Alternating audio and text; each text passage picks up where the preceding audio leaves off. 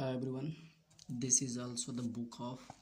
ये एक आप देख रहे हैं शिक्षा मनोविज्ञान की बुक है, शिक्षण शास्त्र। और ये स्पेशली मतलब जो मनोविज्ञान जिस भी सेक्टर में पूछे जाते हैं, specially as a just you can say in the KBS or U super TET the specialised for the DSSB। तो इसमें कुछ सेक्टर वाइज क्वेश्चन बटे हैं जिसको हम कवर करेंगे और हर पार्ट से अलग अलग क्वेश्चन बन करके आते हैं। तो हमें हर सेक्टर को मजबूत करके चलना है। से साइकोलॉजी में ही अलग अलग पार्ट हैं जिसमें हम देखेंगे कि वहाँ से किस तरीके से कितने क्वेश्चन बन पा रहे हैं। And after that we will also try to discuss. तो यहाँ पे सबसे पहला ही चैप्टर है भारतीय शिक्षा प्रणाली। भारतीय शिक्षा प्रणाली के बारे में आपका सबसे पहला चैप्टर, जिसको मैं आपको दिखा दूँ। यहाँ पे आप देख पा रहे हैं जिसका टाइटल है भारतीय शिक्षा प्रणाली, और जिसके क्वेश्चन को हम डिस्कस करेंगे। काफ़ी इम्पॉर्टेंट है, आप इसको देख सकते हैं, नोटिस कर सकते हैं। And if you like this question important for you, you may note down this on your copy. सबसे पहला क्वेश्चन है कि वैदिक शिक्षा प्रणाली में वैदिक शिक्षा प्रणाली में वेदों पर आधारित थी। वैदिक शिक्षा प्रणाली वेदों पर आधारित थी, जिसमें प्रथम वेद सबको पता है, हमारा ऋग्वेद सबसे प्रथम वेद और सबसे पुराना वेद भी माना जाता है। इसका आंसर ऋग्वेद हो जाएगा। निम्नलिखित में से किस उपनिषद का संबंध समस्या समाधान से प्रत्यक्ष उपनिषद है? प्रत्यक्ष है मतलब वह कौन सा उपनिषद है? निम्नलिखित में से किस उपनिषद का संबंध समस्या समाधान से प्रत्यक्षतः है? कठोपनिषद नहीं, बिल्कुल नहीं हो सकता। केन उपनिषद नहीं हो सकता। मांडुक्य उपनिषद, तो हमारा उस मुंडकोपनिषद और मांडुक्य उपनिषद वहाँ दोनों मिल जाता है। बाकी एक हमारा बचता है प्रश्नोपनिषद, तो इसका आंसर हमारा हो जाएगा प्रश्नोपनिषद। उपनिषदों को निम्नलिखित में से किस नाम से जाना जाता है? तो उपनिषदों को निम्नलिखित में से वेदांत के नाम से जाना जाता है। और इसके बाद जो है प्रसिद्ध मित्र द्वय कृष्ण सुदामा के गुरु का नाम क्या था? तो कृष्ण और सुदामा दोनों लोग विद्यार्जन करने के लिए संदीपनी महर्षि संदीपनी के पास जाते थे, और उनका मुनि नाम था इसलिए क्योंकि जो है वो बहुत कम बोलते थे। तो इसका आंसर हो जाएगा महर्षि संदीपन। महर्षि धौम्य के प्रसिद्ध शिष्य निम्नलिखित में कौन से थे? तो महर्षि धौम्य के प्रसिद्ध शिष्य निम्नलिखित में से अरुणी के नाम से जाने जाते हैं, जिसमें हम देख रहे हैं सुदामा हो नहीं सकता, उद्दालक हो नहीं सकता। उद्दालक का दूसरी जगह संबंध है, प्रहलाद आप देख रहे हैं अलग संबंध है, हिरण्यकश्यप से संबंध है। बाकी अरुणी इसका सही आंसर हो जाएगा। प्राचीन शिक्षा प्रणाली में कितनी विधाओं प्राचीन शिक्षा प्रणाली में कितनी विधाओं प्राचीन शिक्षा प्रणाली में कितनी विधाओं कलाओं में शिक्षा भेजते हैं? हम लोग जानते थे और बहुत पहले से पढ़ते आ रहे हैं। प्राचीन शिक्षा प्रणाली में 14 प्रकार की विधाएं और 64 कलाओं का वर्णन किया जाता है प्राचीन शिक्षा प्रणाली में। तो इसका आंसर पहला 1 हो जाएगा। 14 प्रकार की विधाएं और 64 प्रकार की कलाओं का वर्णन किया गया है। निम्नलिखित में कौन सा आश्रम शिक्षा व्यवस्था से संबंध है? तो देख लें हमारा गृह ब्रह्मचर्य, गृहस्थ, वानप्रस्थ और इसके बाद संन्यास भी आ जाता है, जिसमें हम ब्रह्मचर्य के आश्रम के दौरान ही शिक्षा ग्रहण करने का प्रयास करते थे। प्राचीन शिक्षा शिक्षण व अधिगम किस प्रक्रिया पर आधारित थी? तो just according to me the old education जो सिस्टम था वो मेमोराइज्ड बेस्ड थी। किस बेस्ड पे? Rote learning, just you can say not a rote learning completely but memorised based. क्योंकि उतने समय ना तो हमारे पास बहुत ज़्यादा डेवलपमेंट चीज़ें थी, ना तो हमारे पास बहुत ज़्यादा युक्तियाँ थीं। तो हम क्या करते थे, चीज़ों को याद करके फिर उसको डिलीवर करते थे, और याद करके और डिलीवर करने के बाद वो चीज़ें एक व्यक्ति से दूसरे व्यक्ति के अंदर चलती चली जाती थी, फिर वो दूसरे के सामने डिलीवर करता था।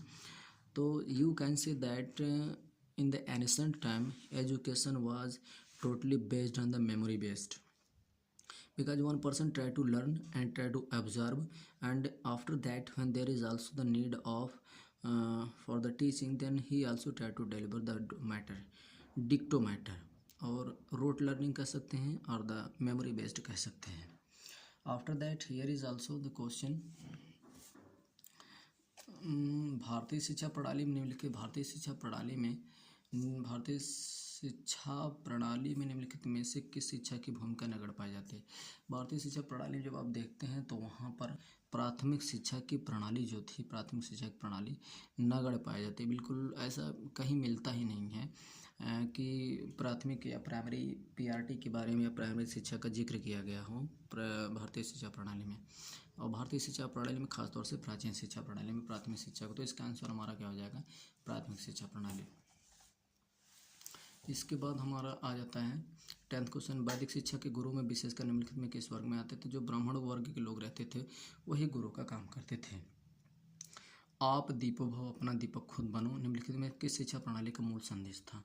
तो औपनिषदिक शिक्षा प्रणाली का मूल संदेश था कि आप अपने ज्ञान का प्रसार खुद करें, आप खुद दीपक स्वयं बने। निम्नलिखित में से किसी विद्या संबंधी त्रिनेत्र माना गया है। तो ज्ञान को विद्या संबंधी त्रिनेत्र को माना गया। इसका आंसर हमारा क्या हो जाएगा, ज्ञान हो जाएगा।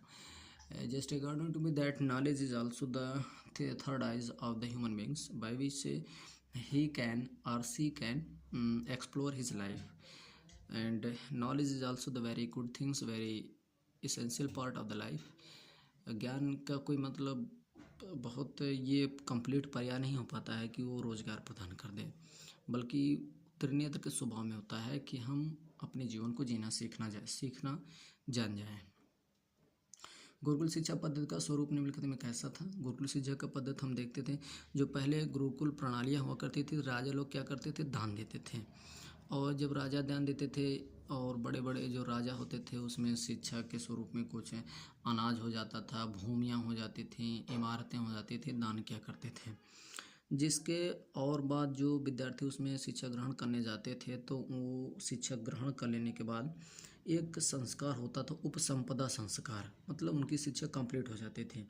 शिक्षा कंप्लीट करने के बाद वो अपने जो है गुरु आचार्य को जो है गुरु दक्षिणा के रूप में कुछ सहयोग मिल जाता था, जिससे वो संस्था, वो गुरुकुल व्यवस्था एकदम निरंतर चलती रहती थी। तो हम कह सकते थे कि दोनों लोगों का सह अस्तित्व था, जिसमें निजी और सार्वजनिक दोनों आ सकता है। जिसमें आप देख पा रहे हैं, जिसमें गुरुकुल शिक्षा पद्धति का स्वरूप निम्नलिखित में से निजी और सार्वजनिक दोनों था। फिर बता रहा है कि भारतीय शिक्षा प्रणाली निम्नलिखित विशेषता किस पर आधारित थी। भारतीय शिक्षा प्रणाली मूलतः मूल्यों पर आधारित थे। विद्या के अभाव में, ये बहुत ही पुराना कथन है, बहुत ही इंपॉर्टेंट, बहुत ही फेमस कथन है। शिक्षा विहीन पशु, शिक्षा विहीन मनुष्य, शिक्षा विहीन नर पशु तुल्य है। शिक्षा के अभाव में मनुष्य को किसके समकक्ष माना गया, पशु के समान माना गया। और ये बता रहे हैं कि गुरुकुल शिक्षा प्रणाली की व्यवस्था निम्नलिखित में से कौन सा सत्य है। तो सबसे बड़ी बात है, गुरुकुल शिक्षा प्रणाली स्वतंत्रता उतनी बिल्कुल नहीं होती थी, अनिवार्यता भी नहीं होती थी। जिसको योग्य पाया जाता था वही पढ़ता था, जो नहीं अपने आप को समझ पाता था नहीं आता था।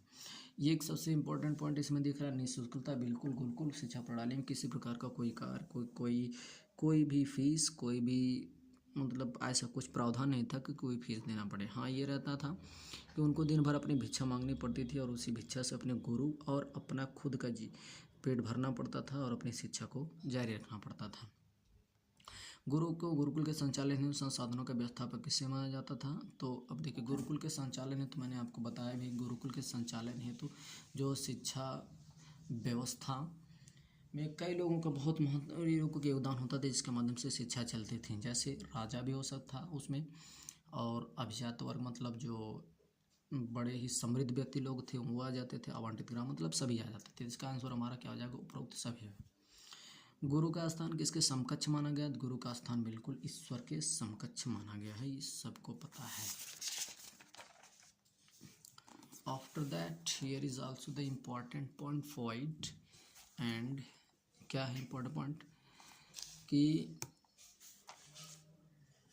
वैदिक शिक्षा प्रणाली में गुरुकुल निम्नलिखित में से किसके पर्याय थे। तो वैदिक शिक्षा प्रणाली में गुरुकुल निम्नलिखित में किसके पर्याय थे। तो वैदिक शिक्षा प्रणाली में गुरुकुल जो था वो सुधार गृह तो हो नहीं सकता, शिशु गृह हो नहीं सकता। खानका एक ऐसी जहाँ उगती थी जहाँ पर सूफी लोग बैठ करके अपने डिस्कशन का यूज़ किया करते थे, दैट इज़ आल्सो उन्होंने खानका। एक ही ऑप्शन बचता हमारा, आश्रम हो जाएगा। इसके बाद गुरुकुल शिक्षा प्रणाली में गुरु की भूमिका, ये तो मार्गदर्शक के रूप में थी, परामर्शक के रूप में थी। चक्षुदाता मान लेते हैं कि हमारे नेत्र का काम करते थे, हमको पथ प्रदर्शक के रूप में, मतलब जहाँ कहीं भी हमें प्रॉब्लम होती थी तो हमें वो गाइड का एज ए पॉइनियर का काम करते थे। तो उपरोक्त सभी हो जाएगा। बौद्धिक शिक्षा का स्वरूप निम्नलिखित में से था। बौद्धिक शिक्षा का स्वरूप जो था वो टीचर ओरिएंटेड था। This is also the important question for me और फॉर यू आल्सो। दैट वैदिक शिक्षा का स्वरूप निम्नलिखित में से टीचर ओरिएंटेड था। आज के समय में the modern education totally based on the student oriented, but ancient education was totally based on the teacher oriented. तो इसका आंसर हमारा क्या हो जाएगा, टीचर ओरिएंटेड। यहाँ पे हम देख रहे हैं कि एकदम प्राचीन शिक्षा के बारे में ही बताया जा रहा है कि क्या क्या चीज़ें थी। तो जैसे ढेर सारे क्वेश्चन, उसमें से एक दो क्वेश्चन आ जाते हैं तो हमको पता लग जाता है। चार मठों के संस्थापक आचार्य निम्नलिखित में किस नाम से जाने गए हैं? तो चार मठों के संस्थापक शंकराचार्य के नाम से जाने गए हैं। वो व्यक्ति शंकराचार्य थे। उन्होंने चार मठों की स्थापना किया था, जिसमें सबसे पहला मठ आ जाता है श्रृंगेरी मठ, और श्रृंगेरी मठ। दूसरा मठ आपका आ जाता है गोवर्धन मठ, और तीसरा मठ आ जाता है शारदा मठ। चौथा मठ आ जाता है ज्योतिर्मठ। तो श्रृंगेरी मठ हमारा रामेश्वरम में है, गोवर्धन मठ हमारा पुरी में है, शारदा मठ हम द्वारका में है, और ज्योतिर्मठ हमारा बद्रीनाथ में है। तो इसका आंसर शंकराचार्य। वेदांत शिक्षा का परम लक्ष्य निम्नलिखित में से कौन सा है? तो ये मोक्ष था ना। शिक्षा कैसे कि श्लोक हमारा होता है कि शिक्षा मोक्ष की प्राप्ति करता है। वेदांत शिक्षा का परम लक्ष्य निम्नलिखित में से मोक्ष था। प्राचीन भारतीय शिक्षा का मूल तत्व है प्राचीन भारतीय सच्चरिता, और सच्चरिता। इसके बाद प्राचीन शिक्षा का निम्नलिखित में से कौन सा था? तो प्राचीन शिक्षा का स्वरूप निम्नलिखित में से धार्मिक था। मतलब प्राचीन शिक्षा जो भी थी, and the ancient time what type of education was delivered among all the people, and this totally such type of education religious based education. इस तरीके का एजुकेशन हमारा कैसा था? एकदम रिलीजियस बेस्ड एजुकेशन था। श्रमण निम्नलिखित में किस धर्म शिक्षा के विद्यार्थियों शिष्यों में कहा गया? तो श्रमण जो है बौद्ध धर्म में कहा गया, जिसमें जो है इसमें थोड़ा सा मुझे डाउट लग रहा है। श्रमण जो है बौद्ध धर्म या जैन धर्म में कहा गया है। ये दोनों तो नहीं हो सकता, श्रमण बौद्ध धर्म या जैन धर्म हो सकता है, और शायद जैन धर्म होना चाहिए। जैन शिक्षा का आधार ग्रंथ निम्नलिखित में क्या था? अब देख रहे हैं जैन धर्म का आधार ग्रंथ निम्नलिखित में से कौन है? तो जैन धर्म का आधार ग्रंथ जो अंग था, ये जैन धर्म का हो जाता है अंग। और जैन धर्म के बाद जैन धर्म का आधार ग्रंथ निम्नलिखित में कौन सा था? अंग जो है जैन धर्म का आ जाता है, और पिटक जो है बौद्ध धर्म का आ जाता है, जिसमें सूत्र पिटक, विनय पिटक, अभिधर्म पिटक सारी चीज़ें आ जाती हैं। प्राचीन भारतीय शिक्षा प्रणाली गुरु की भूमिका के संबंध में कौन सा कथन सत्य है? तो ये इसमें उपरोक्त सभी हो जाएगा। गुरु जो माता पिता के भी समान होता था, धर्म प्रचारक भी होता था, अध्यापक और दार्शनिक, इनमें से सभी। निम्नलिखित में कौन सा धर्म ग्रंथ का नाम ही गुरु शिष्य बोधक है?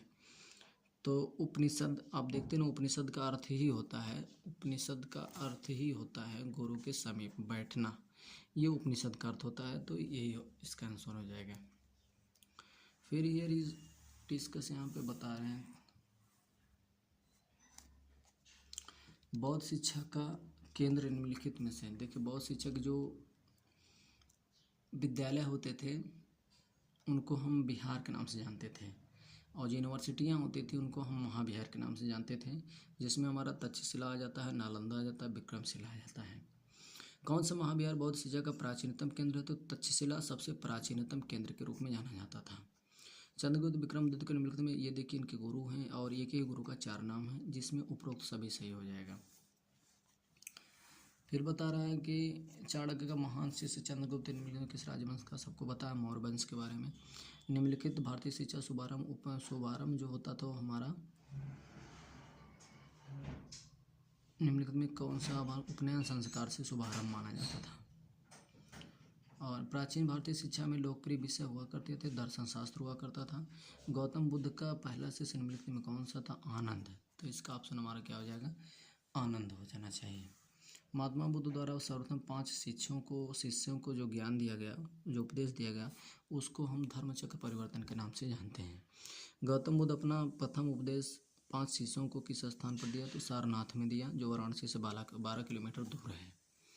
बौद्ध धर्म में दीक्षांत समारोह किस नाम से जाना जाता था? एक 2 संस्कार होते थे, एक प्रवज्या होता था जो जब विद्या आरंभ होती थी, और उपसंपदा होता था जब दीक्षांत समारोह हो जाता था, मतलब शिक्षा समाप्त हो जाती थी, शिक्षा पूर्ण हो जाती थी। अब वो समाज में जाकर के अपनी शिक्षा का उपयोग करके जन कल्याण के लिए किया करते थे, तो उसी को हम क्या कहते थे? उपसंपदा। महात्मा बुद्ध की शिक्षा निम्नलिखित में किस ग्रंथ में संकलित है? तो महात्मा बुद्ध की शिक्षा त्रिपिटक ग्रंथ में है, सबको पता है। बौद्ध शिक्षक अध्याय निम्नलिखित किस वर्ग में आता है? बौद्ध शिक्षक अध्यापक निम्नलिखित, तो एक बौद्ध शिक्षक के रूप में कोई भी होता, चाहे ब्राह्मण था, चाहे अब्राह्मण हो, चाहे क्षत्रिय हो, मतलब कोई भी यदि जो वह उतनी योग्यता रखता था तो वह चाहे जिस भी अभिजात वर्ग का हो या सामान्य वर्ग का हो, वह बिल्कुल शिक्षक बन सकता था। In this way, I have completed the such type of question. If you feel the important, then just you can notice little bit now. Thank you guys.